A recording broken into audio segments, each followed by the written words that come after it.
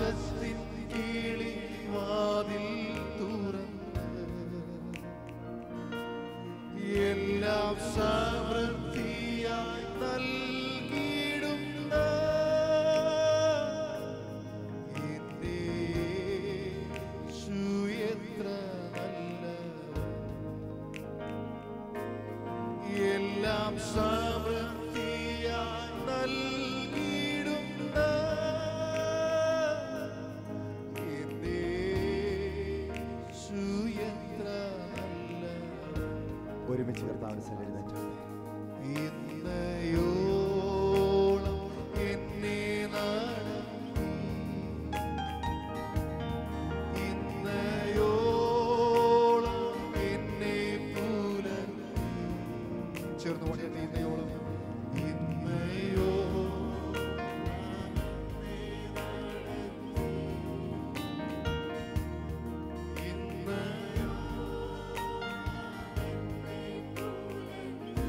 കരം ഉയർത്തി എന്റെ യേശു എത്ര നല്ലവൻ. എന്റെ യേശു എത്ര നല്ലവൻ. യേശു എന്നെന്നും മതിയായവൻ. അവനെന്നും എന്നും മതിയായവൻ. എന്റെ യേശു എന്റെ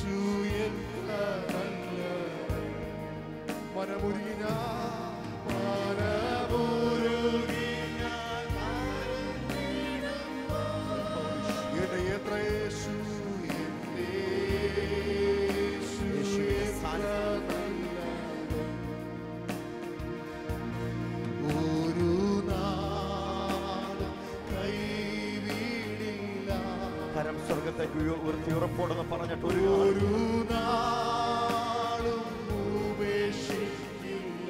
ഒരിക്കലുമില്ല, ഒരിക്കലുമില്ല. ഒരു നാളും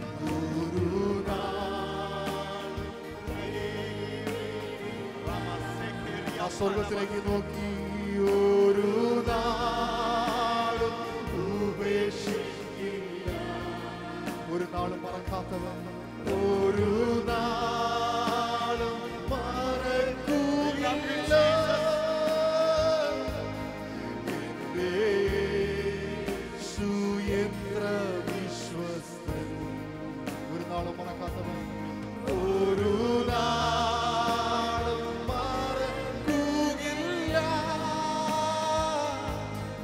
എന്റെ യേശു എത്ര വിശ്വസ്തൻ. എന്റെ യേശു വന്നിടുമ്പോൾ, എന്റെ യേശു വന്നിടുമ്പോൾ, യേശുവിന്റെ തിരുമാറോട്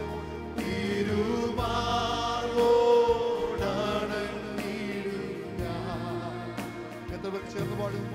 എന്റെ യേശു വന്നിടുമ്പോൾ, ആ തിരുമാറോട്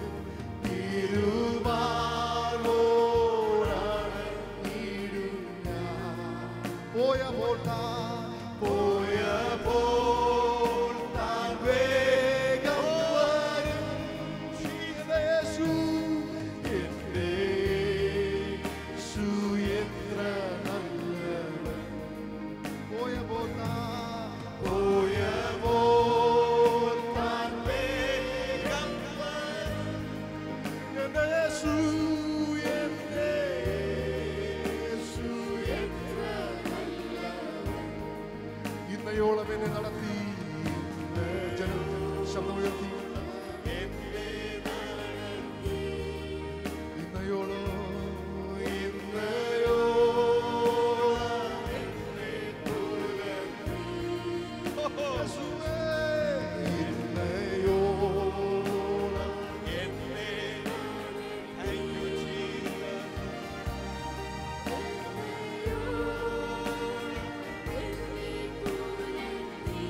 കരവും സ്വർഗത്തിലേക്ക് ഉയർത്തി. എന്റെ യേശു എത്ര നല്ല, യേശു എന്നു മതിയായവൻ, അവനെന്നും മതിയായവൻ. ഓ എന്റെ യേശു, എന്റെ ആ കരങ്ങളെ ഇരു കരവും സ്വർഗത്തിലേക്ക് ഉയർത്തി.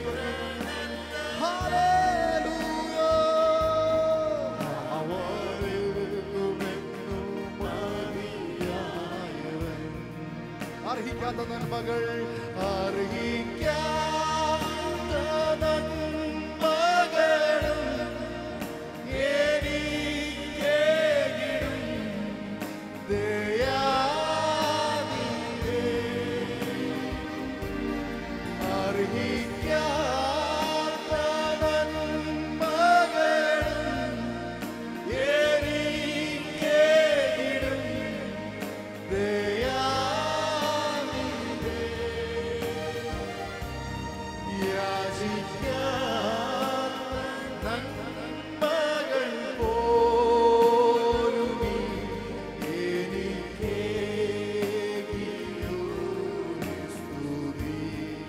യാചിക്കാത്ത നന്മകൾ, യാചിക്കാത്ത നന്മകൾ പോലും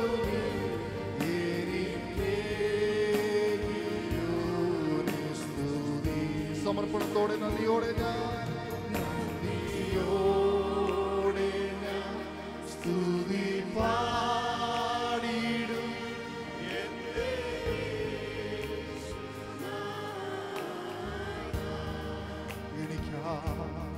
എനിക്കാ നീ ചെയ്തോരോ നന്മയ്ക്ക് ഇന്നു നന്ദി ചൊല്ലുന്നു ഞാൻ. എനിക്കാ നീ ചെയ്തോരോ നന്മയ്ക്ക് ഇന്നു നന്ദി ചൊല്ലുന്നു ഞാൻ. സത്യദൈവത്തിൽ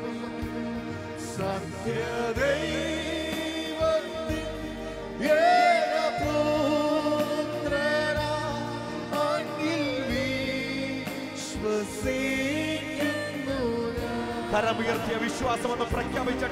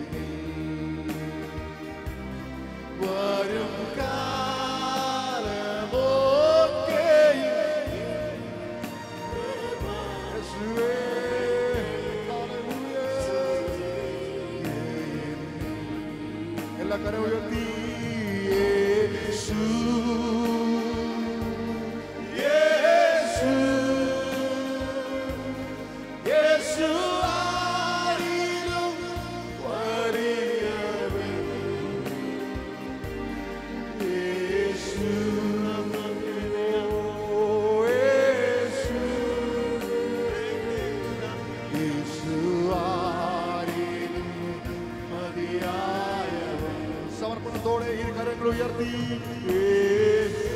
എന്റെ യേശുവേ, യേശുവേ,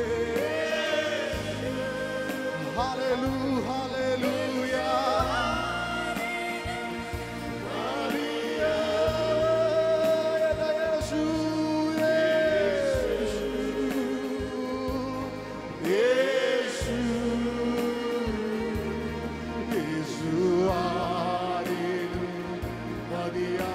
കണ്ണുകൾ അടഞ്ഞിരിക്കട്ടെ.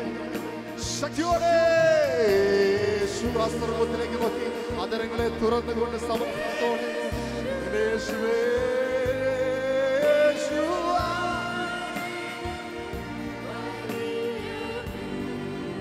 എല്ലാ മുട്ടും മടങ്ങുന്ന യേശു, എല്ലാ വാഴ്ചകൾക്കും അധികാരങ്ങളും ജീവനുള്ള നാമത്തിൽ ശക്തിയോടെ യേശുവേ ജനങ്ങളെ ആരാധിക്കുന്നു. യേശുവേ യേശു നീ മാത്രമാണ് വലിയവൻ യേശു യേശു ആയിരുന്നു വലിയ യേശു യേശു യേശു ആയിരുന്നു വലിയ ജനം മാത്രം ശബ്ദമുയർത്തി യേശുവേ എല്ലാ കണ്ണുകളോർന്നിരിക്കണം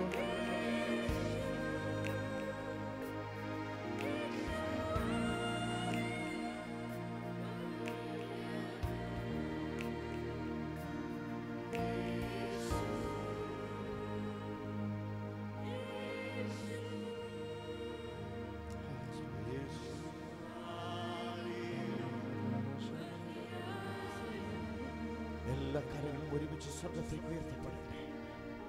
വചനം പറയുന്നു യേശുവെന്ന നാമം എല്ലാ നാമത്തിനും മീതെയുള്ള നാമമാണ്. ഈ നാമത്തിന് മുൻപാകെ സ്വർലോകരുടെയും ഭൂലോകരുടെയും അധോലോകരുടെയും എല്ലാ മുഴങ്കാലും മടങ്ങുന്നു. ഈ പകൽക്കാലം നീ ഉയർത്തുന്നത് ഒരു മനുഷ്യന്റെ നാമമല്ല, സകലത്തിനും മീതെയായവന്റെ നാമം, എല്ലാ മുട്ടും മടങ്ങുന്ന നാമം. ഈ നാമത്തെ നീ വിളിച്ചു പറയുമ്പോൾ എല്ലാ പൈശാചിക കോട്ടകളും ഈ നാമത്തിങ്കൽ മുട്ടുമടക്കുകയാണ്. ഈ പകലിൽ പറയട്ടെ, നീ കരമുയർത്തി നിന്റെ കുടുംബത്തെ ആത്മാവിലൊന്ന് കണ്ട് ആ കുടുംബത്തിന് നേരെ കരം നീട്ടിക്കൊണ്ട് യേശുവിന്റെ നാമത്തെ ഒന്ന് പ്രഖ്യാപിക്ക്. നിന്റെ കുഞ്ഞുങ്ങളെ നോക്കിക്കൊണ്ട് ആത്മാവിൽ അവരൊന്ന് കണ്ടുകൊണ്ട് അവരുടെ നേരെ കരം നീട്ടി സഭ ചേർന്നുകൊണ്ട് എല്ലാവരും കണ്ണുകളെ അടച്ചുകൊണ്ട് നിങ്ങളുടെ ആത്മാവിൽ നിങ്ങൾ ഈ പകൽ ഏത് വിഷയത്തെയാണ് നിങ്ങളുടെ മുമ്പിൽ മല പോലെ നിങ്ങളെ തകർക്കുവാൻ, നിങ്ങളെ മുടിച്ചു കളയുവാൻ, നിങ്ങളുടെ കുടുംബത്തിന്റെ സമാധാനത്തെ കളയുന്ന, നിന്റെ മുൻപോട്ടുള്ള ഗമനത്തെ തടയുന്ന ഏത് വിഷയം നിന്റെ മുമ്പിലുണ്ടോ, നിന്റെ കരമുയർത്തിക്കോ. ഒരുമിച്ച് നമ്മൾ യേശു എന്ന നാമത്തെ കരമുയർത്തിക്കോ. എല്ലാവരും കരമുയർത്തിക്കോ. ആത്മാവിൽ കണ്ടോ, പ്രഖ്യാപിക്കുക. യേശു യേശു ആയിരുന്നു വലിയ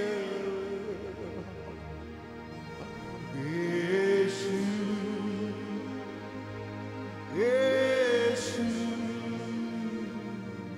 യേശു ആയിരുന്നു അതിയായ ശബ്ദമുയർത്തി ചേർന്ന് പാടുക. യേശു ശബ്ദമുയർത്തി ജനം ശബ്ദം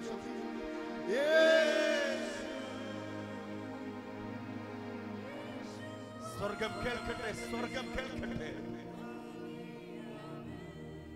അതരങ്ങളെ തുറന്ന്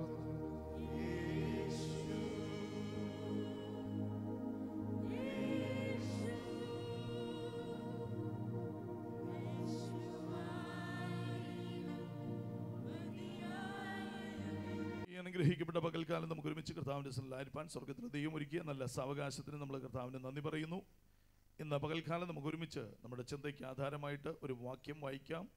അപ്പോസ്തലനായ പൗലോസ് ഫിലിപ്പിയ സഭയ്ക്ക് എഴുതിയ ലേഖനം 2-ാമത്തെ അധ്യായം അതിന്റെ 12-ാമത്തെ തിരുവെഴുത്ത്. അപ്പോസ്തലനായ പൗലോസ് ഫിലിപ്പിയ സഭയ്ക്ക് എഴുതിയ ലേഖനം 2-ാമത്തെ അധ്യായം 12-ാമത്തെ വാക്യം ഒരാൾക്ക് ശബ്ദമുയർത്തി വായിക്കാം. Praise the Lord.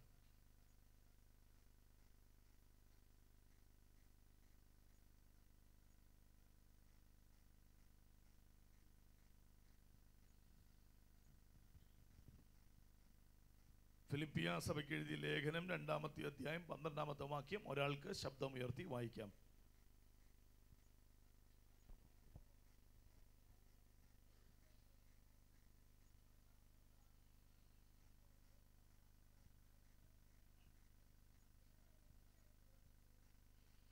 അതുകൊണ്ട് പ്രിയമുള്ളവരെ, നിങ്ങളെല്ലായ്പ്പോഴും അനുസരിച്ചതുപോലെ ഞാൻ അരികത്തിരിക്കുമ്പോൾ മാത്രമല്ല, ഇന്ന് ദൂരത്തിരിക്കുമ്പോൾ ഏറ്റവും അധികമായി ഭയത്തോടും വിറയലോടും കൂടി നിങ്ങളുടെ രക്ഷയ്ക്കായി പ്രവർത്തിപ്പീൻ. അപ്പോസ്തലനായ പൗലോസ് ഫിലിപ്പിയ സഭയ്ക്ക് ലേഖനം എഴുതുക കാരാഗൃഹത്തിൽ കിടന്നുകൊണ്ട്. ഞാനിന്ന് ദൂരത്താണെങ്കിലും നിങ്ങളോട് ഓർമ്മിപ്പിക്കുന്നു, നിങ്ങൾ ഭയത്തോടും വിറയലോടും കൂടെ എന്ത് ചെയ്യണം? നിങ്ങളുടെ രക്ഷയ്ക്കായി എന്ത് ചെയ്യണം?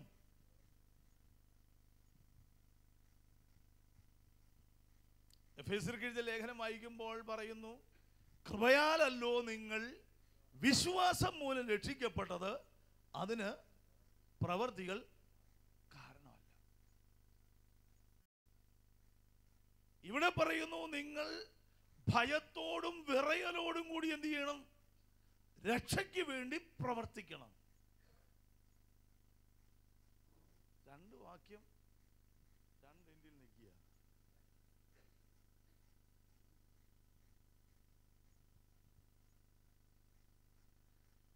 എഫേസ്യർക്ക് എഴുതിയ ലേഖനം വീണ്ടും നമ്മൾ വായിക്കുമ്പോൾ 2-ാം അധ്യായം 4-ാമത്തെ വാക്യത്തിൽ പറയുന്നു, കരുണാസമ്പന്നനായ ദൈവമോ നമ്മെ സ്നേഹിച്ച മഹാസ്നേഹ നിമിത്തം അതിക്രമങ്ങളാൽ മരിച്ചവരായിരുന്ന നമ്മെ ക്രിസ്തുവിനോടുകൂടെ ജീവിപ്പിക്കുകയും കൃപയാൽ അത്രേ നിങ്ങൾ രക്ഷിക്കപ്പെട്ടിരിക്കുന്നു. 2:8 പറയുന്നു, കൃപയാലല്ലോ നിങ്ങൾ വിശ്വാസം മൂലം രക്ഷിക്കപ്പെട്ടിരിക്കുന്നത്, അതിനും നിങ്ങൾ കാരണമല്ല, ദൈവത്തിന്റെ ദാനമത്രേ. വെളിപ്പാടിന്റെ പുസ്തകത്തിൽ അപ്പോസ്തലനായ യോഹന്നാൻ പറയുന്നു, 7-ാം അധ്യായം 10-ാമത്തെ വാക്യം, രക്ഷ എന്നുള്ളത് സിംഹാസനത്തിൽ ഇരിക്കുന്നവനായ നമ്മുടെ ദൈവത്തിന്റെയും കുഞ്ഞാടിന്റെയും ദാനമെന്ന് അവർ അത്യുച്ചത്തിൽ ആർത്തുകൊണ്ടിരുന്നു.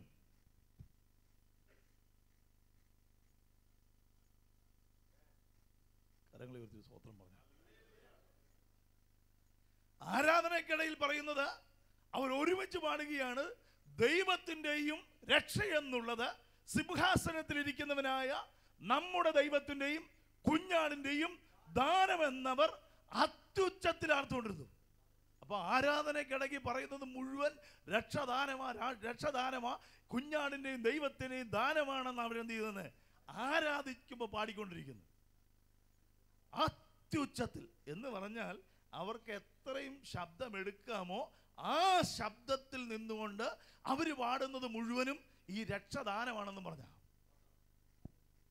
ഇവിടെ അപ്പോസ്തലനായ പൗലോസ് പറയുന്നു, ഭയത്തോടും വിറയലോടും കൂടി നിങ്ങൾ എന്ത് ചെയ്യണം? നിങ്ങളുടെ രക്ഷയ്ക്ക് വേണ്ടി നിങ്ങൾ എന്ത് ചെയ്യണം?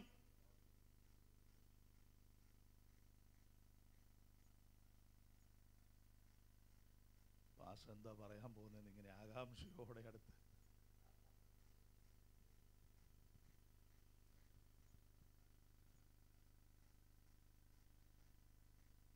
അപ്പോസ്തലനായ പൗലോസ്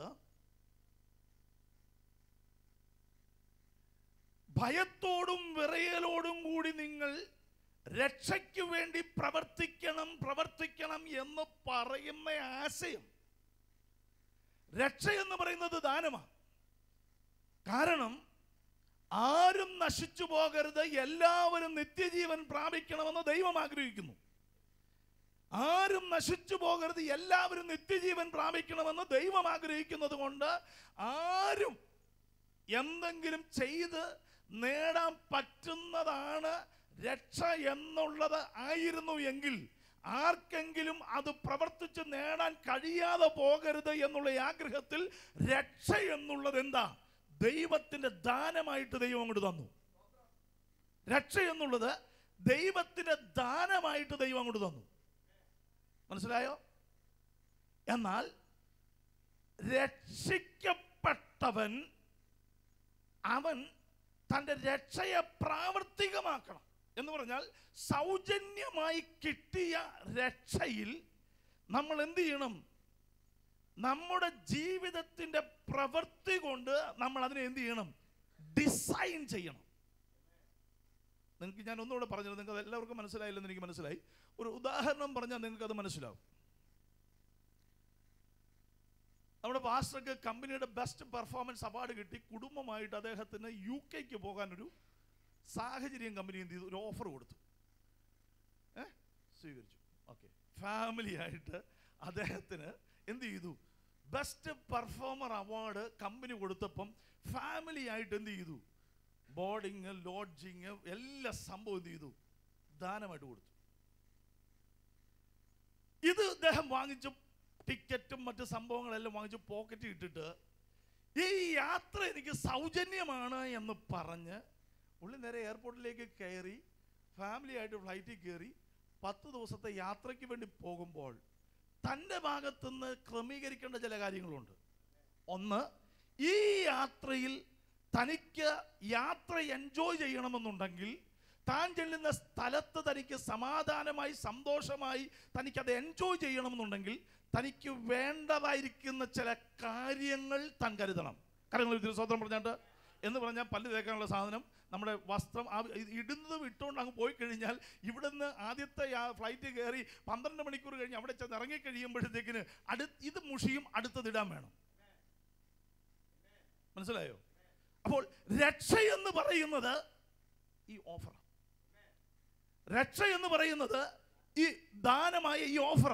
എന്നാൽ ചെല്ലുന്ന ഡെസ്റ്റിനിയിൽ നമുക്ക് സന്തോഷമായിരിക്കണമെന്നുണ്ടെങ്കിൽ, അവിടെ നമുക്കത് എൻജോയ് ചെയ്യണമെന്നുണ്ടെങ്കിൽ, നമ്മുടെ ഭാഗത്ത് നിന്ന് നമ്മൾ കരുതേണ്ടതും നമ്മൾ സൂക്ഷിക്കേണ്ടതുമായിരിക്കുന്ന ചില കാര്യങ്ങളുണ്ട്. ഇന്ന് പകൽക്കാലം എന്നെ കേൾക്കുന്ന കാര്യങ്ങൾ ഉയർത്തി കർത്താവ് സ്തോത്രം ചെയ്തിട്ട് അപ്പോസ്തലനായ പൗലോസ് പറയുന്നു, ഞാൻ ദൂരത്തിരിക്കുമ്പോൾ നിങ്ങളോട് പറയുന്നത് പ്രിയമുള്ളവരെ. ഇവിടെ 2-ാമത്തെ അധ്യായത്തിൻ്റെ അതിൻ്റെ 12-ാമത്തെ വാക്യത്തിൽ പറയുന്നു, പ്രിയമുള്ളവരെ, നിങ്ങൾ എല്ലായ്പ്പോഴും അനുസരിച്ചതുപോലെ ഞാൻ അരികത്തിരിക്കുമ്പോൾ മാത്രമല്ല ഇന്ന് ദൂരത്തിരിക്കുമ്പോൾ. അപ്പോസ്തലനായ പൗലോസ് പറയുക, പ്രിയമുള്ളവരെ, നിങ്ങൾ എല്ലായ്പ്പോഴും അനുസരിച്ചതുപോലെ എന്ന് പറഞ്ഞാൽ പൗലോസ് അവരുടെ കൂടെ സുവിശേഷ ഘോഷണത്തിൽ ഉണ്ടായിരുന്ന സമയത്ത്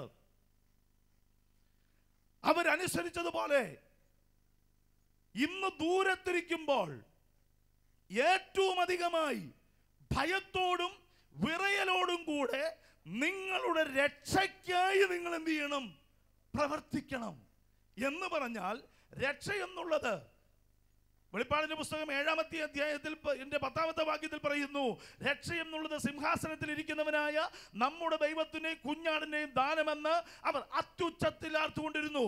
എഫേസ്യർക്കെഴുതിയ ലേഖനം 2:8 പറയുന്നു, കൃപയാലല്ലോ നിങ്ങൾ വിശ്വാസം മൂലം രക്ഷിക്കപ്പെട്ടിരിക്കുന്നത്, അതിനും നിങ്ങൾ കാരണമല്ല, ദൈവത്തിന് ദാനമത്രയാകുന്നു.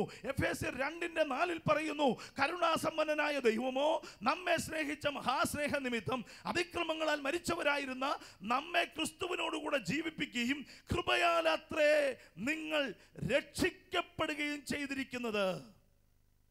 അപ്പോൾ രക്ഷിക്കപ്പെട്ടത് ദാനമാണെങ്കിൽ, രക്ഷ എന്നത് ദാനമാണെങ്കിൽ, നമ്മുടെ നിത്യത എന്ന ഡെസ്റ്റിനിക്ക് വേണ്ടി നമ്മൾ എന്ത് ചെയ്യണം? നമ്മുടെ ജീവിതത്തിൽ ചില കാര്യങ്ങൾ നമ്മൾ ചെയ്യണം. ഞാൻ ഒന്നുകൂടി അതൊന്ന് നിങ്ങൾക്ക് എല്ലാവർക്കും മനസ്സിലാക്കാൻ ഒന്നുകൂടെ പറയാം. നമ്മുടെ ഈ ജനനം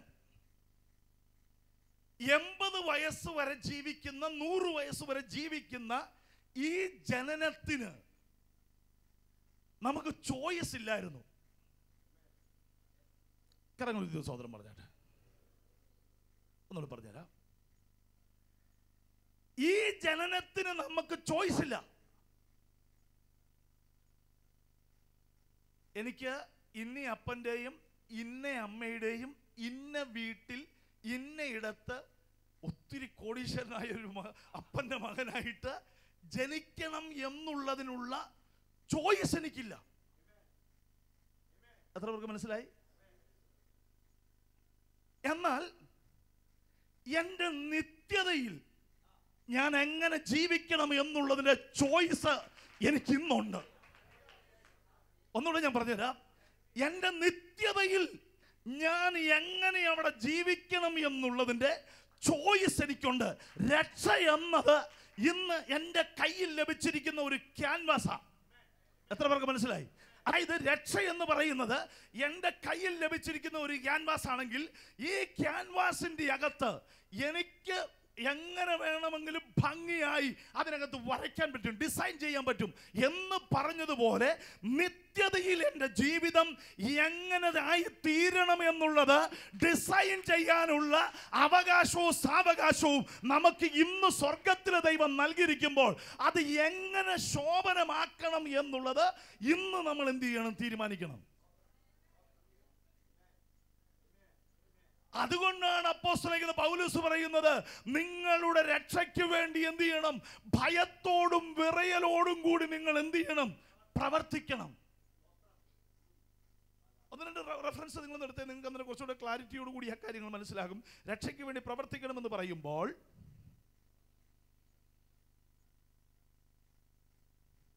വെളിപ്പാട് പുസ്തകം 14-ാം അധ്യായം 13-ാമത്തെ വാക്യം വായിച്ചേ.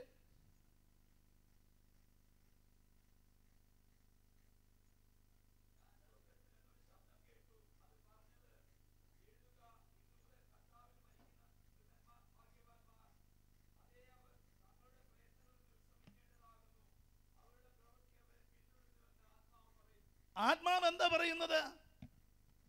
സ്വർഗത്തിൽ നിന്ന് ഞാനൊരു ശബ്ദം കേട്ടു. അത് പറഞ്ഞത് എന്താണ്? ഇന്നു മുതൽ കർത്താവിൽ മരിക്കുന്ന മൃതന്മാർ ഭാഗ്യവാന്മാർ. അതെ, അവർ തങ്ങളുടെ പ്രയത്നങ്ങളിൽ നിന്ന് വിശ്രമിക്കേണ്ടതാകുന്നു. അവരുടെ പ്രവൃത്തി അവരെ പിന്തുടരുന്നു എന്ന് ആത്മാവ് പറയുന്നു. രക്ഷ ദൈവത്തിന്റെ ദാനമാ. പക്ഷേ രക്ഷിക്കപ്പെട്ട നീ ഈ ഭൂമിയിൽ വെച്ച് നീ എങ്ങനെയാണോ നിന്റെ നിത്യതയെ ഡിസൈൻ ചെയ്യുന്നത്, ആ ഡിസൈൻ ചെയ്ത കാര്യം എന്ത് ചെയ്യുകയാണ്? എന്ത് ചെയ്യുന്നു? പിന്തുടരുക. എന്ത് ചെയ്യുന്നു? പിന്തുടരുക.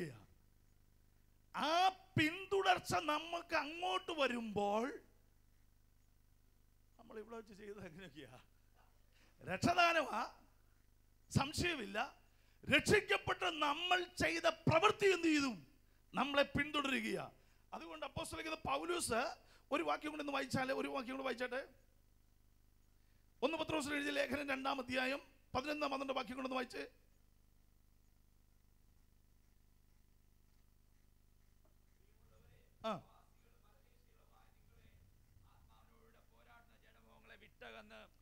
ജാതികൾ നിങ്ങളെ ദുഷ്പ്രവർത്തിക്കാരും ദുഷിക്കും തോറും നിങ്ങളുടെ നല്ല പ്രവൃത്തികളെ കണ്ടറിഞ്ഞിട്ട് സന്ദർശന ദിവസത്തിൽ ദൈവത്തെ മഹത്വപ്പെടുത്തേണ്ടതിന് അവരുടെ ഇടയിൽ നിങ്ങളുടെ നടപ്പ് നന്നായിരിക്കണമെന്ന് ഞാൻ പ്രബോധിപ്പിക്കുന്നു. അപ്പോസ്തലനായ പൗലോസ് പറയുന്നു, പ്രിയമുള്ളവരെ, പ്രവാസികളും പരദേശികളുമായ നിങ്ങളെ ആത്മാവിനോട് പോരാടുന്ന ജഡമോഹങ്ങളെ വിട്ടകന്ന് ജാതികൾ നിങ്ങളെ ദുഷ്പ്രവർത്തിക്കാർ എന്ന് ദുഷിക്കും തോറും നിങ്ങളുടെ നല്ല പ്രവൃത്തികളെ കണ്ടറിഞ്ഞ് സന്ദർശന ദിവസത്തിൽ ദൈവത്തെ മഹത്വപ്പെടുത്തേണ്ടതിന് അവരുടെ ഇടയിൽ നിങ്ങളുടെ നടപ്പ് നന്നായിരിക്കണമെന്ന് ഞാൻ പ്രബോധിപ്പിക്കുന്നു. എന്താ പ്രബോധിപ്പിക്കുന്നത്? നിങ്ങളുടെ ആത്മാവിനോട് പോരാടുന്ന ജഡമോഹങ്ങളെ വിട്ടകന്നിട്ട് ജാതികളെ നിങ്ങളെ ദുഷ്പ്രവർത്തിക്കാരെന്ന് ദുഷിക്കും തോറും നിങ്ങളുടെ നല്ല പ്രവൃത്തികളെ കണ്ടറിയണം. എന്താ പറയുന്നത്? പോരാടുന്ന ജഡമോഹങ്ങളെ നിങ്ങൾ വിടണം. രക്ഷദാനമാണല്ലോ, രക്ഷദാനമല്ലേ? യേശുവിന്റെ നാമം വിളിച്ചപേക്ഷിക്കുന്ന ഏവനും രക്ഷിക്കപ്പെടുമെന്ന് വേദപുസ്തകം പറഞ്ഞിട്ടുണ്ടെങ്കിൽ അത് ഏത് വിഭാഗത്തിൽപ്പെട്ടവനാണെങ്കിലും യേശുവിന്റെ നാമം വിളിച്ച് പറഞ്ഞോ പ്രാർത്ഥിച്ചോ അവൻ രക്ഷിക്കപ്പെട്ടിരിക്കും. രക്ഷ എന്ന് പറയുന്നത് പ്രവൃത്തിയാലുള്ളതല്ല. പക്ഷെ രക്ഷിക്കപ്പെട്ട നിന്റെ കയ്യിൽ ഒരു ക്യാൻവാസ് തരികയാണ്. അതെന്തിനു വേണ്ടിയാ? നിനക്ക് ഒരു നിത്യത സ്വർഗത്തിന് ദൈവം ഉയർത്തിയിട്ടുണ്ട്. നിനക്ക് വേണ്ടി സ്വർഗത്തിന് ദൈവം ഒരു നിത്യത ഒരുക്കിയിട്ടുള്ളപ്പോൾ ആ നിത്യതയിൽ പോയി എങ്ങനെ ജീവിക്കണം എന്ന് നീ എന്ത് ചെയ്യണം? ഇവിടെ വെച്ച് ഡിസൈൻ ചെയ്യണം. നിത്യതയ്ക്ക് വേണ്ടി നമ്മൾ എന്ത് ചെയ്യണം? ഒരുങ്ങണം. വളരെ ലാഘവത്തോടു കൂടി ക്രിസ്തീയ ജീവിതത്തെ കാണുന്നവരുണ്ട്. അപ്പോസ്തലനായ പൗലോസ് പറയുന്നു, നക്ഷത്രവും തമ്മിൽ തേജസ് കൊണ്ട് വ്യത്യാസമുണ്ട്. സൂര്യന്റെ തേജസ് വേറെ, നക്ഷത്രങ്ങളുടെ തേജസ് വേറെ. എല്ലാത്തിൻ്റെ തേജസ്സുകൾക്ക് തമ്മിൽ വ്യത്യാസമുണ്ട്. രക്ഷിക്കപ്പെട്ടൊരു ദൈവ പൈതലിനെ സംബന്ധിച്ച് അവൻ വേദപുസ്തകം വായിച്ച് ദൈവത്തിന്റെ പരിജ്ഞാനപൂർത്തി പ്രാപിക്കണം. പരിജ്ഞാനപൂർത്തി പ്രാപിക്കുന്ന ഒരു ദൈവ പൈതലിനെ മാത്രമേ ഏതു മനുഷ്യനെയും ക്രിസ്തുവിൽ തികഞ്ഞവനായി നിർത്തേണ്ടതിന് എന്നൊക്കെ പറയുന്നത് അവനെ നിത്യതയ്ക്ക് വേണ്ടി എന്ത് ചെയ്യുകയാണ്? നിത്യതയ്ക്ക് വേണ്ടി സ്വർഗത്തിലെ ദൈവം ഒരുക്കിയെടുക്കുന്നതാണ് ഈ ഭൂമിയിലെ ജീവിതം എന്ന് പറയുന്നത്. അതുകൊണ്ടാണല്ലോ ദൈവത്തിൻ്റെ തിരുവെഴുത്ത് നമ്മൾ വായിക്കുമ്പോൾ ദൈവത്തിൻ്റെ തിരുവെഴുത്തിൽ അനവധി ആശയങ്ങൾ ഈ പ്രവൃത്തിയുമായിട്ട് ബന്ധപ്പെട്ട് ഉണ്ട്. 2 കൊരിന്ത്യർക്കെഴുതിയ ലേഖനം 5-ാമത്തെ അധ്യായം 8-ാമത്തെ വാക്യത്തിൽ ഇങ്ങനെ പറയുന്നു, ഇങ്ങനെ ഞങ്ങൾ ധൈര്യപ്പെട്ട് ശരീരം വിട്ട് കർത്താവിനോട് കൂടെ വസിപ്പാൻ അധികം ഇഷ്ടപ്പെടുന്നു. അതുകൊണ്ട് ശരീരത്തിൽ വസിച്ചാലും ശരീരം വിട്ടാലും ഞങ്ങൾ അവനെ പ്രസാദിപ്പിക്കുന്നവർ ആകുവാൻ അഭിമാനിക്കുന്നു. അവനവൻ ശരീരത്തിൽ ഇരിക്കുമ്പോൾ ചെയ്തത് നല്ലതാകലും തീയതാകലും അതിന് തക്കവണ്ണം പ്രാപിക്കേണ്ടതിന് നാം എല്ലാവരും ക്രിസ്തുവിന്റെ ന്യായാസനത്തിന് മുൻപാകെ വെളിപ്പെടേണ്ടതാകുന്നു. അപ്പോൾ ഒന്നാമതായിട്ട് മനസ്സിലാക്കണം, നിങ്ങളുടെ രക്ഷയ്ക്കായി ഭയത്തോടും വിറയലോടും കൂടി പ്രവർത്തിപ്പീൻ എന്ന് പറയുന്നത് പുതിയ നിയമത്തിൽ അനവധി കൽപ്പനകൾ കൊടുത്തിട്ടുണ്ട്. കൽപ്പനകൾ എന്തിനാ തന്നിരിക്കുന്നതെന്ന് ചോദിച്ചാൽ നിന്റെ നിത്യത ഡിസൈൻ ചെയ്യാനാണ്.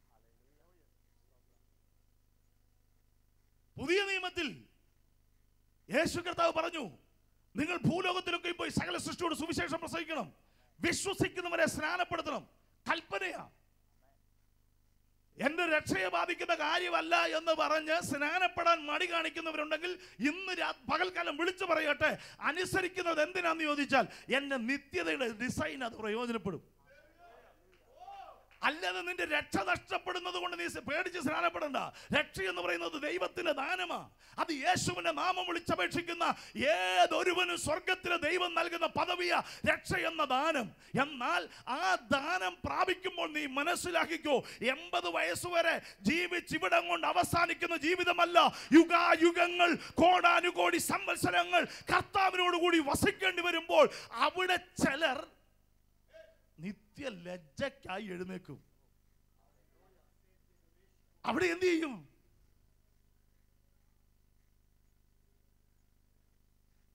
ഞാനൊരു കാര്യം സഹോദരന്മാരെ തുറന്നങ്ങ് പറയട്ടെ, നമ്മുടെ ഈ ഭൂമിയിലെ ജീവിതത്തിൻ്റെ ആത്മീക സ്വഭാവത്തിൻ്റെ സൗന്ദര്യമാണ് നിത്യതയിലെ നമ്മുടെ ജീവിതത്തിൻ്റെ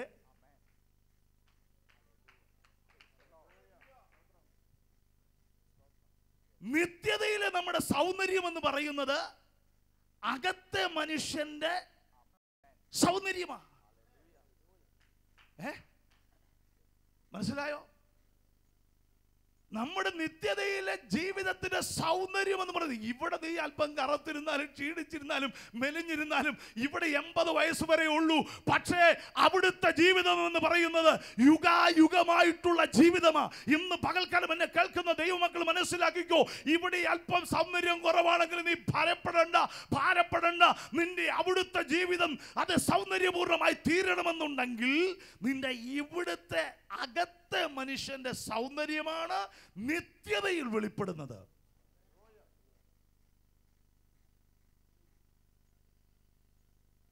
ഐശ്വര്യറായി വിശ്വസുന്ദരിയാണെങ്കിലും അവിടെ മിക്കവാറും എഴുന്നേറ്റാവേ ആ അകത്തെ മനുഷ്യന്റെ സൗന്ദര്യമാണ് അവിടുത്തെ സൗന്ദര്യമെങ്കിൽ ഇവിടെ നീ അല്പം കറുത്തും ക്ഷീണിച്ചും മെലിഞ്ഞും ഒക്കെ പല്ലുപോയി മുടിയില്ലാതെയൊക്കെ ആണെങ്കിലും നിന്റെ അകത്തെ മനുഷ്യന്റെ സൗന്ദര്യത്തിന്റെ അടിസ്ഥാനത്തിലാണ് നിത്യത ഡിസൈൻ ചെയ്യുന്നതെങ്കിൽ നീ അവിടെ ജ്യോതിസുകളെ പോലെ നീയും ശോഭിക്കും.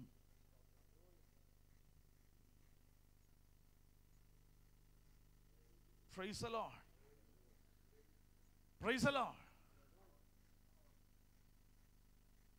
ഇവിടെ നമ്മൾ അനുസരിക്കണമെന്ന് ദൈവത്തിന്റെ തിരുവെഴുത്ത് നമ്മളോട് പറയുമ്പോൾ വേദപുസ്തകം പറയുന്നു, ആത്മാവിന്റെ ഫലമോ, ഞാൻ കഴിഞ്ഞ ആഴ്ച നിങ്ങളോട് പ്രസംഗിച്ചു, ആത്മാവിന്റെ ഫലമോ സ്നേഹം, സന്തോഷം, സമാധാനം, ദീർഘക്ഷമ, ദയ, പരോപകാരം, വിശ്വസ്തത, സൗമ്യത, ഇന്ദ്രിയജയം. ഇതൊക്കെ നമ്മുടെ ആത്മാവിന്റെ സൗന്ദര്യം വർദ്ധിപ്പിക്കുന്ന സ്വഭാവ ഗുണങ്ങളാണ്. ഒന്നുകൂടെ പറയാം, ഇതെല്ലാം നമ്മുടെ ആത്മാവിന്റെ സൗന്ദര്യം വർദ്ധിപ്പിക്കുന്ന സ്വഭാവ ഗുണങ്ങളാണെങ്കിൽ ഇതിൻ്റെ അകത്ത് ഓരോന്നും കുറയും തോറും അംഗവൈകല്യമുള്ളവരായിട്ടായിരിക്കും അവിടുത്തെ ജനനം. സ്നേഹം, സന്തോഷം, സമാധാനം, ഇത് എന്ത് ചെയ്യുന്നു? ഇവിടെ ആത്മാവിന്റെ ഫലമായി പ്രൊഡ്യൂസ് ചെയ്യുവാൻ, അത് പുറപ്പെടുവിക്കാൻ കഴിയാതെ വരുമ്പോൾ നമ്മുടെ ആത്മാവിന്റെ ശോഭ എന്ത് ചെയ്യുകയാ? കുറയുക. അകത്തെ മനുഷ്യൻ എന്ത് ചെയ്യുകയാ? അത് ക്ഷീണിക്കുകയാണ്. അങ്ങനെ വരുമ്പോൾ രക്ഷയ്ക്കായി പ്രവർത്തിപ്പീൻ എന്ന അപ്പോസ്തലൻ പൗലോസ് പറയുന്നത് അനുസരിച്ച് നിത്യതയിൽ നമ്മുടെ സൗന്ദര്യം വെളിപ്പെടുന്നത് ഇതിന്റെ അടിസ്ഥാനത്തിലാണെങ്കിൽ, സ്നേഹിക്കാൻ കഴിയാത്ത, നീ യേശുവിന്റെ നാമം വിളിച്ച് പ്രാർത്ഥിച്ചത് കൊണ്ട്, യേശുവിനെ അംഗീകരിച്ചത് കൊണ്ട് നീ രക്ഷിക്കപ്പെട്ടു. നിന്നെ കർത്താവ് തള്ളിക്കളയത്തില്ല. പക്ഷെ നീ അവിടെ എഴുന്നേൽക്കുമ്പോൾ ചില വൈകല്യങ്ങളോടെ എന്ത് ചെയ്തെന്ന് വരും? എഴുന്നേൽക്കേണ്ടി വരും.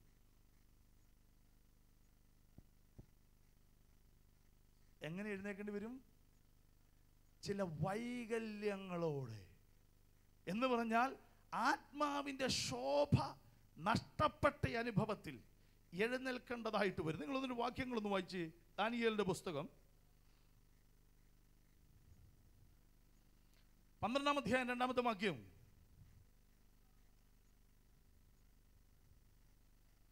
നിലത്തിലെ പൊടിയിൽ നിദ്ര കൊള്ളുന്നവരിൽ പലരും ചിലർ നിത്യജീവനായും ചിലർ ലജ്ജയ്ക്കും നിത്യനിന്ദയ്ക്കുമായി ഉണരും. എന്നാൽ ബുദ്ധിമാന്മാർ ആകാശമണ്ഡലത്തിന്റെ പ്രഭ പോലെയും പലരെയും നീതിയിലേക്ക് തിരിക്കുന്നവർ നക്ഷത്രങ്ങളെ പോലെയും എന്നും എന്നേക്കും പ്രകാശിക്കും. അടുത്തത്, നീയോ ദാനിയേലേ, അന്ത്യകാലം വരെ ഈ വചനങ്ങളെ അടച്ച് പുസ്തകത്തിന് മുദ്രയിടുക. പലരും അതിനെ പരിശോധിക്കുകയും ജ്ഞാനം വർദ്ധിപ്പിക്കുകയും ചെയ്യും. എല്ലാവരും എന്നെ ഒന്ന് ശ്രദ്ധിച്ചേ. ദാനിയേൽ ദൈവസന്നിധി പ്രാർത്ഥിച്ചു. യിരെമ്യാവിന്റെ പുസ്തകത്തിലെ പല ആശയങ്ങളും പ്രവചനങ്ങളും വായിച്ചു പ്രാർത്ഥിച്ച് ദാനിയേൽ വളർന്നപ്പോൾ ദാനിയേൽ ദൈവത്തിന്റെ സന്നിധി പ്രാർത്ഥിച്ചു, കർത്താവേ, എന്താണ് നിന്റെ പദ്ധതി? പഴയ നിയമത്തിൽ ഒരിടത്തും കാണാൻ കഴിയാത്ത ഒരു പദവ, മർമ്മം, മിസ്റ്ററി. പുതിയ നിയമത്തിൽ ഏകദേശം 21 പരം പ്രാവശ്യം, പല പ്രാവശ്യം പരിചയപ്പെടുത്തുന്ന ഒരു പദമാ മർമ്മം, മിസ്റ്ററി. അവിടെയെല്ലാം ദൈവരാജ്യത്തിന്റെ മർമ്മം, മരിച്ചവരുടെ പുനരുത്ഥാനം സംബന്ധിച്ച മർമ്മം, സഭയെ സംബന്ധിച്ച മർമ്മം, ഇതെല്ലാം ദൈവത്തിന്റെ വിശുദ്ധ രഹസ്യങ്ങളാണ്. പഴയ നിയമത്തിൽ ഒരിടത്ത് പോലും ദൈവം എന്ത് ചെയ്തില്ല? ആ രഹസ്യങ്ങൾ വെളിപ്പെടുത്തിയിട്ടില്ല. എബ്രായ ലേഖനം 11-ാമത്തെ അധ്യായത്തിൽ, എബ്രായ സഭയ്ക്ക് എഴുതിയ ലേഖനം 1-ാമത്തെ അധ്യായത്തിന്റെ 1-ാമത്തെ വാക്യത്തിൽ പറയുന്നു, പ്രവാചകന്മാരുടെ കാലത്ത് പണ്ട് എന്ത് ചെയ്തു? ഭാഗമായിട്ടാണ് എന്ത് ചെയ്തത്? എബ്രായർ 11-ാമത്തെ അധ്യായം, 1-ാമത്തെ അധ്യായം അതിന്റെ 1-ാമത്തെ വാക്യം വായിക്കുമ്പോൾ ഇങ്ങനെ രേഖപ്പെടുത്തിയിരിക്കുന്നു. വായിച്ചാട്ട്, ദൈവം പണ്ട് ഭാഗമായിട്ടും ഗൂഢമായിട്ടും പ്രവാചകന്മാർ മുഖാന്തരം പിതാക്കന്മാരോട് അരുളി ചെയ്തു. പഴയ നിയമത്തിൽ ദൈവം എന്ത് ചെയ്തു? ഭാഗമായിട്ട് കുറേശ്ശെ വെളിപ്പാട് എന്ത് ചെയ്തു? ദൈവം അരുളി ചെയ്തു. ദൈവത്തിന്റെ മിസ്റ്ററീസ് ഒക്കെ ദൈവം എന്ത് ചെയ്തു? കുറച്ച് എന്ത് ചെയ്തു? പ്രവാചകന്മാർ മുഖാന്തരം കൊണ്ട് വെളിപ്പെടുത്തി കൊടുത്തു. അങ്ങനെ ഇരിക്കുമ്പോഴാണ് ദാനിയേൽ ദൈവത്തിന്റെ സന്നിധി പ്രാർത്ഥിക്കുന്നത്. ദാനിയേൽ പ്രാർത്ഥിച്ചിട്ട് ദാനിയേൽ ദൈവത്തിനോട് പറഞ്ഞു, എനിക്ക് പല കാര്യങ്ങളെക്കുറിച്ച് അറിയണം, എനിക്കത് വെളിപ്പെടുത്തി നൽകണം എന്ന് ദൈവത്തെ ദാനിയേൽ നിർബന്ധിച്ചു കൊണ്ടിരിക്കുമ്പോൾ ദാനിയേലിനോട് സ്വർഗത്തിൽ ദൈവം പറഞ്ഞു, മോനെ, നീ പോയി എന്ത് ചെയ്തു? കാലാവസാനത്തോളം പൊയ്ക്കൊള്ളുക, നീ വിശ്രമിച്ച് കാലാവസാനത്തെങ്കിൽ നിന്റെ ഓഹരി പ്രാപിക്കാൻ എഴുന്നേറ്റ് വരിക എന്ന് പറഞ്ഞ് ദാനിയേലിനെ എന്ത് ചെയ്തു? പറഞ്ഞങ്ങ് വിട്ടു. ദാനിയേലിനോട് ചെറിയ കാര്യം ദൈവം എന്ത് ചെയ്തു? ഒന്ന് പറഞ്ഞു കൊടുത്തു. അതെന്താണ്? ദാനിയേലിനോട് പറയുക, നിലത്തിലെ പൊടിയിൽ നിദ്ര കൊള്ളുന്നവരിൽ പലരും ചിലർ നിത്യജീവനായി, ചിലർ ലജ്ജയ്ക്കായി, ചിലർ നിത്യ ലജ്ജയ്ക്കായി ഉണരും. നിലത്തെ പൊടിയിൽ നിദ്ര കൊള്ളുന്നവർ എന്ത് ചെയ്യും? 3 കാര്യത്തിന് വേണ്ടി ഉണരും. ഒന്ന്, തിരുവെഴുത്ത് പറയുന്നു, നിത്യജീവൻ, ലജ്ജ, അതുപോലെ തന്നെ നിത്യനിന്ദ. ഇങ്ങനെയാണ് ഉണരുന്നത് എന്ന് ദാനിയേലിനോട് സ്വർഗത്തിൽ ദൈവം പറഞ്ഞു. ഇനി നിങ്ങളൊന്ന് ശ്രദ്ധിച്ചേ, എല്ലാവരും ശ്രദ്ധിച്ചേ. ദൈവത്തിന്റെ വാഗ്ദത്തമാണ് നിത്യത എന്നുള്ളത്. ഈ നിത്യതയിലേക്ക് ഉണരുവാൻ പോകുന്ന നിലത്തെ പൊടിയിൽ നിദ്ര കൊള്ളുന്നവർ 3 രീതിയിലായിരിക്കും എഴുന്നേൽക്കുന്നത്. അതുകൊണ്ടാണ് ചിലര് വേദപുസ്തകം പറയുന്നത് സൂര്യന്റെ തേജസ് വേറെ, ചന്ദ്രന്റെ തേജസ് വേറെ, നക്ഷത്രങ്ങളും തമ്മിൽ തേജസ് കൊണ്ട് വ്യത്യാസമുണ്ട്. ഓരോരുത്തരും താന്റെ നെറിയിലത്രേ. കാഹളം ധ്വനിക്കുമ്പോൾ ക്രിസ്തുവിൽ മരിച്ചവർ മുമ്പേ ഉയർത്തെഴുന്നേൽക്കുകയും ജീവനോടെ ശേഷിക്കുന്നവരായ നാം എല്ലാവരും അവനെ എതിരേൽപ്പാൻ എടുക്കപ്പെടും. എല്ലാവരും എടുക്കപ്പെടും. പക്ഷേ ഉണരുന്നവരിൽ 3 വിഭാഗം, 3 കാറ്റഗറി ഉണ്ട്. ഒന്ന്, എന്തിനു വേണ്ടി? നിത്യജീവൻ. 2, ലജ്ജ. അടുത്തത് നിന്ന. ഇവിടെ ഇരിക്കുന്ന ഈ ആൾക്കാർ ഓരോരുത്തരായിട്ട് ഇപ്പോൾ നമ്മുടെ പ്രവൃത്തിയെ നമ്മളൊന്ന് ശോധന ചെയ്താൽ മതി. ഞാൻ മുമ്പേ പറഞ്ഞു ദൈവത്തിൻ്റെ രഹസ്യം അത് വിശുദ്ധ രഹസ്യമാണ്. മനുഷ്യൻ്റെ രഹസ്യം കേൾക്കാൻ പോലും കൊള്ളില്ലാത്ത സാധനമാണ്. നമ്മുടെ സകല രഹസ്യങ്ങളെ നമുക്കേ അറിയത്തുള്ളൂ. നമ്മുടെ രഹസ്യങ്ങൾ നമുക്കല്ലാതെ വേറെ ആർക്കും അറിയത്തില്ല. നമ്മുടെ രഹസ്യങ്ങളെ നമ്മളൊന്ന് മനസ്സിലാക്കിയിട്ട് നമ്മൾ യേശുവിനെ അംഗീകരിച്ചു എന്നുള്ള കാരണത്താൽ കർത്താവ് എന്ത് ചെയ്യുക? നമ്മളെ കൊണ്ടുപോവുക. കർത്താവ് ഈ 3 ലൈൻ അങ്ങോട്ട് വെച്ചിരിക്കുക. ഓരോരുത്തർ ആ ഗ്രൂപ്പിലേക്ക് കയറിയാൽ നമ്മൾ ഇതിനകത്ത് ഏത് ഗ്രൂപ്പിൽ വരും? നമ്മുടെ പ്രവൃത്തി, ഞാൻ പറഞ്ഞു പുതിയ നിയമത്തിൽ അനവധി കൽപ്പനകളുണ്ട്. ഈ കൽപ്പനകളെല്ലാം രക്ഷിക്കപ്പെട്ട ഒരു ദൈവ പൈതൽ അനുസരിക്കുവാൻ സ്വർഗത്തിന് ദൈവം നൽകിയിരിക്കുന്നതാണ്. എനിക്ക് കൽപ്പന ബാധകമല്ല എന്ന് പറഞ്ഞ് ദൈവത്തിന്റെ കൽപ്പനയെ തള്ളിയിട്ട് ജീവിച്ചു കഴിഞ്ഞാൽ നമ്മുടെ നിത്യതയുടെ ഡിസൈനിങ്ങിലാണ് അത് ബാധിക്കുന്നത്. കരങ്ങളെ ഉയർത്തി കർത്താവ് സ്തോത്രം ചെയ്താട്ട്. ഇവിടെ ദാനിയേലിന്റെ പുസ്തകത്തിൽ പറയുന്നത് 2-ാമത്തെ വാക്യം, 3-ാമത്തെ വാക്യം, എന്നാൽ ബുദ്ധിമാന്മാർ ആകാശമണ്ഡലത്തിന്റെ പ്രഭ പോലെയും പലരെയും നീതിയിലേക്ക് തിരിക്കുന്നവർ നക്ഷത്രങ്ങളെ പോലെയും എന്നും എന്നേക്കും പ്രകാശിക്കും. ദിവസം പറയുന്ന ബുദ്ധിമാന്മാർ. ആരാ ബുദ്ധിമാന്മാർ? സങ്കീർത്തനങ്ങളുടെ പുസ്തകം 53 പറയുന്നു, ദൈവത്തെ അന്വേഷിക്കുന്ന ബുദ്ധിമാന്മാരുണ്ടോ എന്ന് യഹോവ സ്വർഗത്തിൽ നിന്ന് മനുഷ്യപുത്രന്മാരെ ഒക്കെ നോക്കുകയാണ്. എന്ന് പറഞ്ഞാൽ എന്താ ഇവിടെ ഉദ്ദേശിക്കുന്നത്? ബുദ്ധിമാന്മാർ ആകാശമണ്ഡലത്തിന്റെ പ്രഭ പോലെ പലരെയും നീതിയിലേക്ക് തിരിക്കുന്നവർ നക്ഷത്രങ്ങളെ പോലെ ശോഭിക്കുമെന്ന്, എന്നും എന്നേക്കും പ്രകാശിക്കുമെന്ന് ദൈവത്തിന് തിരുവെഴുത്ത് പറയുമ്പോൾ, ബുദ്ധിമാന്മാരെന്ന് പറയുന്നത് ദൈവത്തെ അന്വേഷിക്കുന്ന, ദൈവത്തെക്കുറിച്ച് മറ്റുള്ളവരോട് പറഞ്ഞ് അവരെ നീതിയിലേക്ക് എന്ത് ചെയ്യുകയാണ്? നമ്മുടെ നിത്യതയുടെ ഡിസൈൻ യേശുവിനെ പറ്റി പറയണം. നമ്മുടെ നിത്യതയിൽ നമുക്കും സന്തോഷമുള്ള നമ്മുടെ അകത്ത മനുഷ്യന്റെ സൗന്ദര്യം പൂർണ്ണമായി വെളിപ്പെടണമെന്നുണ്ടെങ്കിൽ നമ്മൾ എന്ത് ചെയ്യണം? പലരെയും നീതിയിലേക്ക് തിരിക്കണം. നമ്മുടെ കൂടെ വർക്ക് ചെയ്യുന്നവർ, നമ്മുടെ വീട്ടിൽ താമസിക്കുന്നവർ, ഇവരോടൊക്കെ നമ്മൾ യേശുവിനെ പറ്റി പറയണം. അവരെ നീതിയിലേക്ക് തിരിക്കുന്നവർ എന്ത് ചെയ്യും? ആകാശമണ്ഡലത്തിന്റെ പ്രഭ പോലെ പലരെയും നീതിയിലേക്ക് തിരിക്കുന്നവർ നക്ഷത്രങ്ങളെ പോലെയും എന്നും എന്നേക്കും പ്രകാശിക്കും. 4-ാമത്തെ വാക്യം, നീയോ ദാനിയേലേ അന്ത്യകാലം വരെ ഈ വചനങ്ങളെ അടച്ച് പുസ്തകത്തിന് മുദ്രയിടുക. പലരും അതിനെ പരിശോധിക്കുകയും ജ്ഞാനം വർദ്ധിക്കുകയും ചെയ്യും.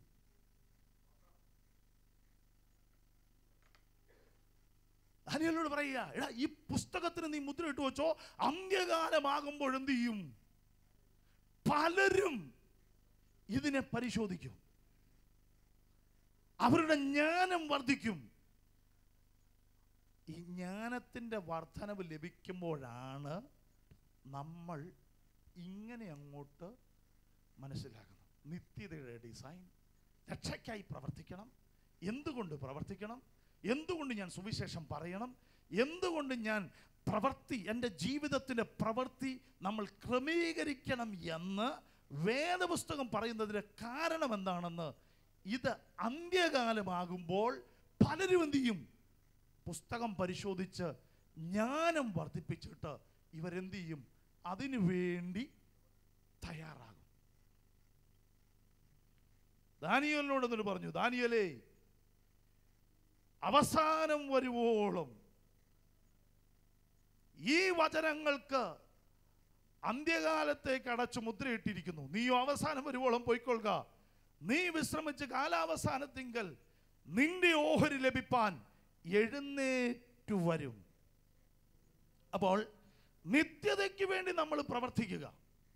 നിത്യതയിൽ നമ്മുടെ ജീവിതത്തിൻ്റെ, നമ്മുടെ നിത്യതയുടെ നമ്മുടെ വാസത്തിൻ്റെ ശോഭ വർദ്ധിപ്പിക്കുന്നത് നമ്മുടെ ഈ ഭൂമിയിലെ ജീവിതമാണ്.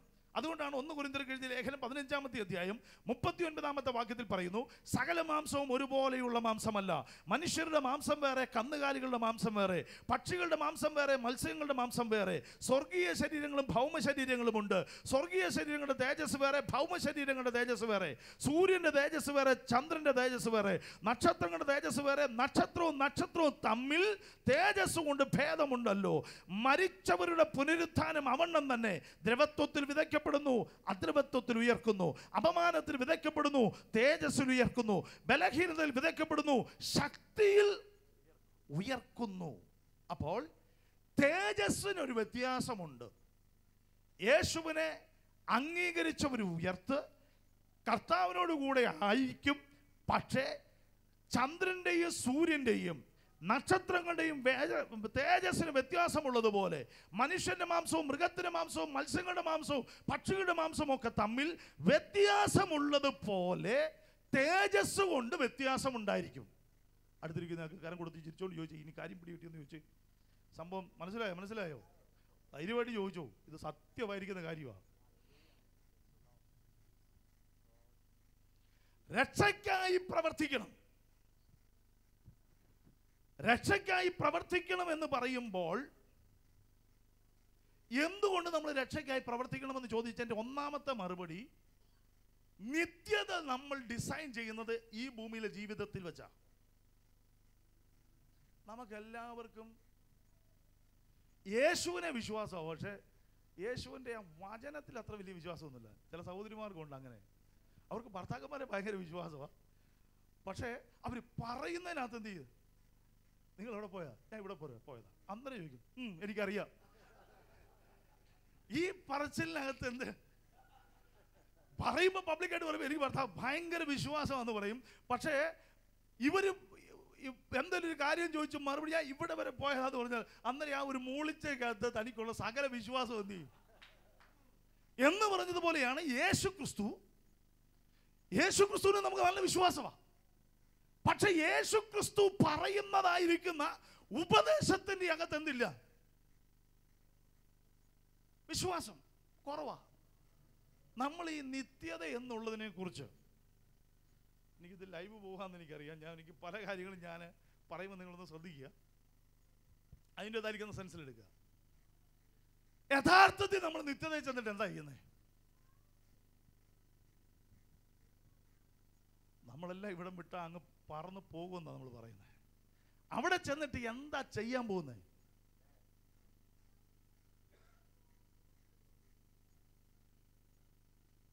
വെള്ളയുടുപ്പും ധരിച്ച് കൈ കുരുത്തോലം പിടിച്ച് രാപകൽ വേദവന്യെ പാട്ട് പാടിക്കൊണ്ടിരിക്കുക.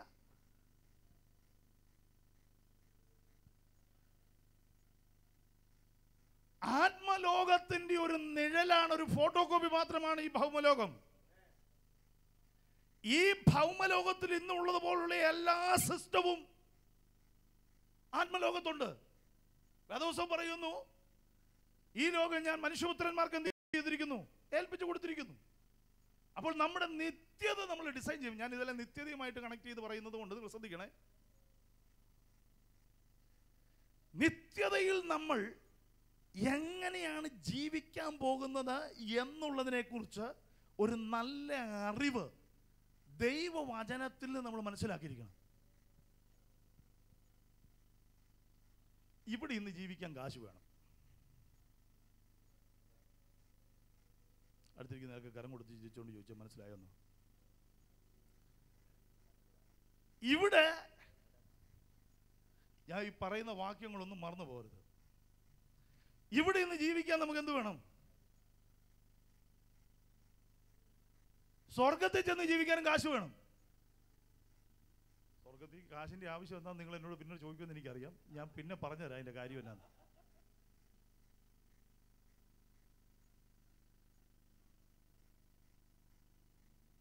എല്ലാവരും എന്നെ സൂക്ഷിച്ചു നോക്കിയിരിക്കുക, ഇതെന്താ സംഭവം പറയാൻ പോകുന്നതെന്ന്.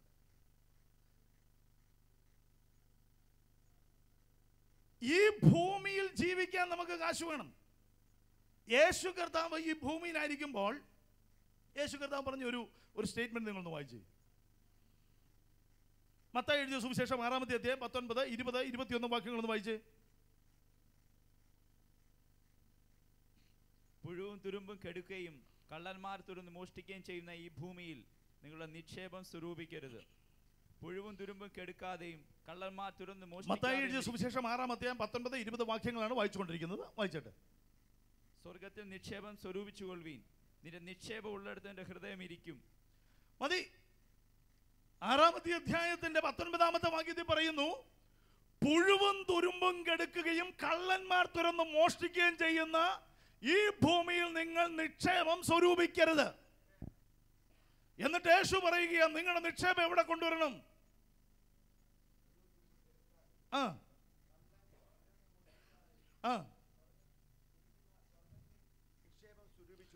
നിങ്ങളുടെ നിക്ഷേപം സ്വർഗത്തിൽ എന്ത് ചെയ്യണം? നിക്ഷേപിക്കണം, സ്വരൂപിക്കണം. എന്നിട്ട് അടുത്ത വാക്യത്തിൽ പറയുന്നു, നിന്റെ നിക്ഷേപം ഉള്ളിടത്ത് നിന്റെ ഹൃദയം ഇരിക്കും. യേശു കർത്താവ് പറയുകയാണ്, നിങ്ങളുടെ നിക്ഷേപം എവിടെയാണോ ഇരിക്കുന്നത് അവിടെയാണ് നിങ്ങളുടെ മനസ്സ്. ഒരു കാരണവശാലും പുഴുവും തുരുമ്പും പിടിക്കുന്നതായിരിക്കുന്ന കള്ളന്മാർ തുരന്ന് മോഷ്ടിക്കുകയും ചെയ്യുന്ന ഈ ഭൂമിയിൽ നിങ്ങളുടെ നിക്ഷേപം നിങ്ങൾ സ്വരൂപിക്കരുത്. എന്നാൽ പുഴുവും തുരുമ്പും എടുക്കാത്തതും കള്ളന്മാർ തുരന്ന് മോഷ്ടിക്കാതിരിക്കുന്നതുമായിരിക്കുന്ന സ്വർഗത്തിൽ നിങ്ങളുടെ നിക്ഷേപം നിങ്ങൾ സ്വരൂപിക്കണം. നിത്യതയിൽ ജീവിക്കുമ്പോൾ നമുക്ക് അവിടെ ചെലവാക്കാൻ കാശ് വേണം. അല്ലെങ്കിൽ ഞാൻ പറഞ്ഞ ആശയം മനസ്സിലായോ? യേശുവിനെ നമുക്ക് നല്ല വിശ്വാസമാണ്, പക്ഷെ യേശു പറയുന്ന കാര്യം എന്ത് ചെയ്യുന്നില്ല? വിശ്വസിക്കുന്നില്ല. യേശു പറയുന്നത്, ഈ ഭൂമിയിൽ നിങ്ങളുടെ നിക്ഷേപം മുഴുവനും പുഴുവും തുരുമ്പും കെടുക്കുന്നതും കള്ളന്മാർ മോഷ്ടിക്കുന്നതുമായിരിക്കുന്നതാണ് നിങ്ങളുടെ നിക്ഷേപം. പക്ഷെ നിങ്ങളൊരു കാര്യം മനസ്സിലാക്കണം, ഇവിടെ 80 or 100 വയസ്സ് വരെ ജീവിക്കത്തുള്ളൂ. ഇവിടെ ജീവിക്കുമ്പോൾ നിങ്ങളുടെ നിക്ഷേപം പുഴുവും തുരുമ്പും എടുക്കുക മാത്രമല്ല, കള്ളന്മാരെന്ത് ചെയ്യും?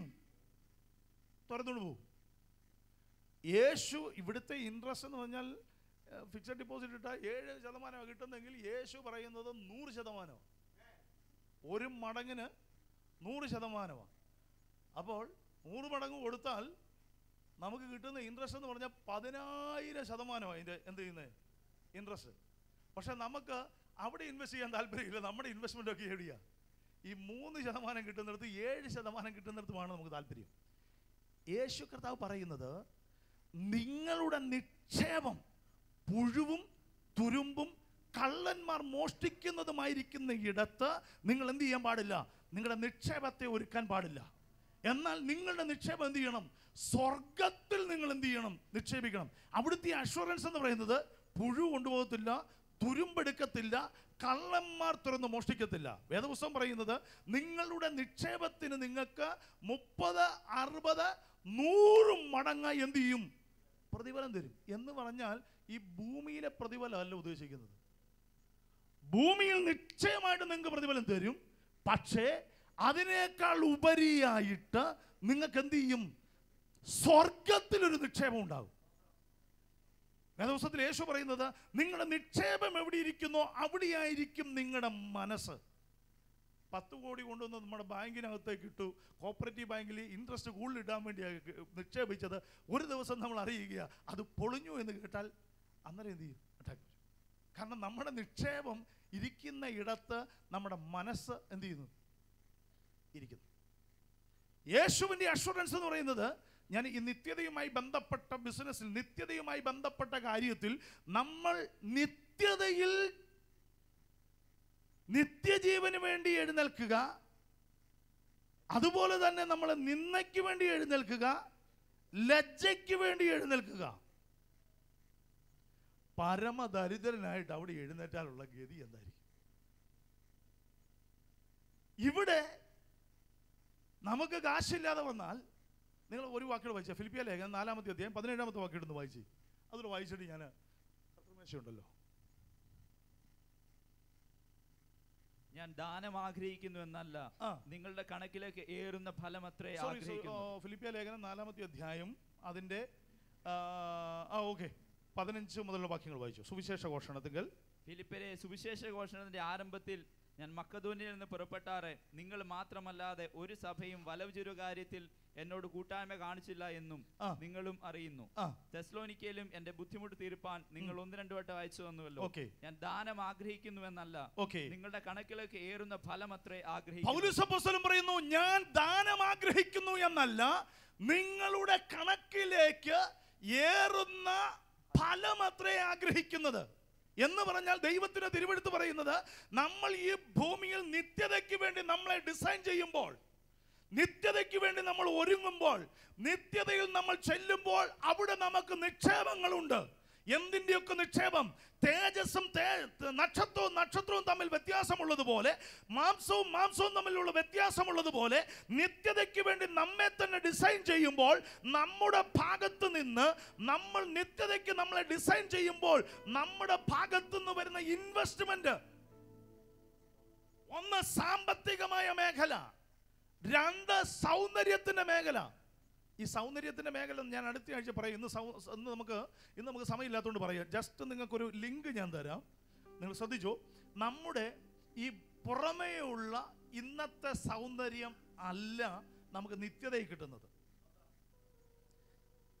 അതുകൊണ്ടാണല്ലോ നിങ്ങളുടെ അലങ്കാരം, തലമുടി പിന്നുന്നതും പൊന്നണിയുന്നതും പുറമേ ഉള്ളതല്ല, നിങ്ങളുടെ അകത്തെ മനുഷ്യൻ എന്ത് ചെയ്യണം? ആ പുള്ളിക്കാ സൗന്ദര്യം വേണ്ടത്.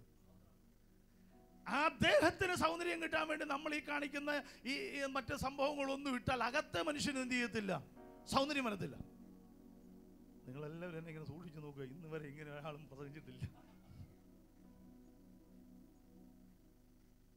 ഒന്ന് നമ്മൾ നിത്യതയ്ക്ക് നമ്മളെ തന്നെ ഡിസൈൻ ചെയ്യുമ്പോൾ നിത്യതയിൽ നിലനിൽക്കുന്ന പ്രതിഫലം. വേദപുസ്തകത്തിൽ ദാനിയേലിന്റെ പുസ്തകത്തിൽ പറയുന്നു, ചിലർ നിത്യജീവനായി, ചിലർ ലജ്ജയ്ക്കായി, നിത്യ നിന്ദയ്ക്കായി എഴുന്നേറ്റ് വരും. കൊരിന്ത്യർക്ക് എഴുതിയ ലേഖനത്തിൽ അപ്പോസ്തലൻ പൗലോസ് പറയുന്നു, പക്ഷികളുടെ മാംസം വേറെ, മനുഷ്യന്റെ മാംസം വേറെ, അതുപോലെ തന്നെ മത്സ്യങ്ങളുടെ മാംസം വേറെ. മാംസങ്ങളും തമ്മിൽ വ്യത്യാസമുള്ളതുപോലെ, നക്ഷത്രങ്ങളും തമ്മിൽ തേജസ് കൊണ്ട് വ്യത്യാസമുള്ളതുപോലെ, ദൈവത്തിന് തിരുവെഴുത്തു പറയുന്നത്, നമ്മുടെ രക്ഷയ്ക്ക് വേണ്ടി പ്രവർത്തിക്കുമ്പോൾ നമ്മുടെ പ്രവർത്തികളിൽ അധിഷ്ഠിതമായിരിക്കുന്ന ഒരു ഡിസൈൻ ആയിരിക്കും നമുക്ക് നിത്യതയിൽ സ്വർഗത്തിൽ ദൈവം ഒരുക്കുക. അതുകൊണ്ട് സ്വർഗത്തിൽ നമുക്ക് നിക്ഷേപം ഉണ്ടാകണമെങ്കിൽ നമ്മൾ ഈ ഭൂമിയിൽ വെച്ച് എന്ത് ചെയ്യണം? യേശു പറയുന്നു, നിങ്ങൾ ഭൂമിയിൽ വെച്ച് നിക്ഷേപിക്കണം.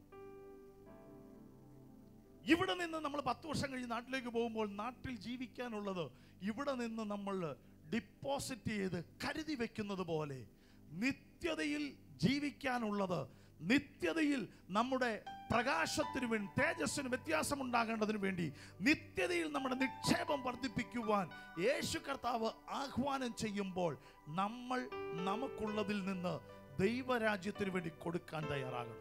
ഇന്ന് പകൽക്കാലം ഒരു നിമിഷം നമ്മുടെ കണ്ണുകളെ അടയ്ക്കാം.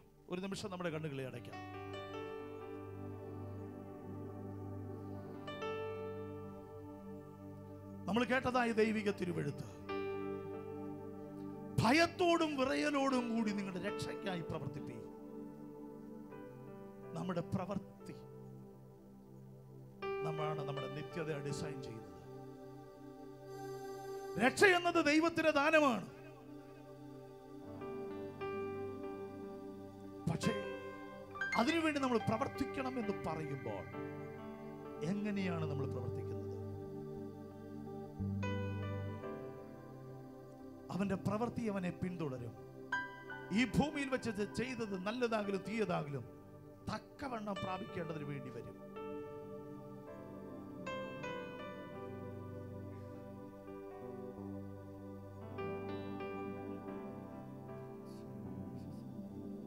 പ്രിയ പിതാവേ, ഈ നല്ല പകലിനായി ഞങ്ങൾ നന്ദി പറയുന്നു. അങ്ങയുടെ മുറിവേറ്റ കരത്തിലേക്ക് ഈ സഭയെ ഏൽപ്പിച്ച് പ്രാർത്ഥിക്കുന്നു. ഇന്ന് പകൽക്കാലം പ്രസംഗിക്കപ്പെട്ട ദൈവവചനത്തിന്റെ വെളിപ്പാട് ഇവരുടെ അകത്ത മനുഷ്യനിൽ സ്വർഗത്തിൽ ദൈവം നിക്ഷേപിക്കണം. രക്ഷയ്ക്കായി പ്രവർത്തിക്കണമെന്ന് പറയുമ്പോൾ അത് ഞങ്ങളുടെ നിത്യത എങ്ങനെയായിരിക്കണം എന്നുള്ളതിനെ കുറിച്ച് ദൈവം ആഗ്രഹിക്കുന്ന രീതിയിൽ, ദൈവം ആഗ്രഹിക്കുന്ന നിലയിൽ അത് ചെയ്യുവാൻ എന്റെ സ്വർഗത്തിൽ ദൈവം സഹായിക്കണം. യേശു ക്രിസ്തുവിന് അധികാരമുള്ള നാമത്തിൽ ഇന്ന് ഈ തിരുവെഴുത്ത് ശ്രവിച്ചതായ ഓരോ മക്കൾക്കും വേണ്ടി പ്രാർത്ഥിക്കുന്നു.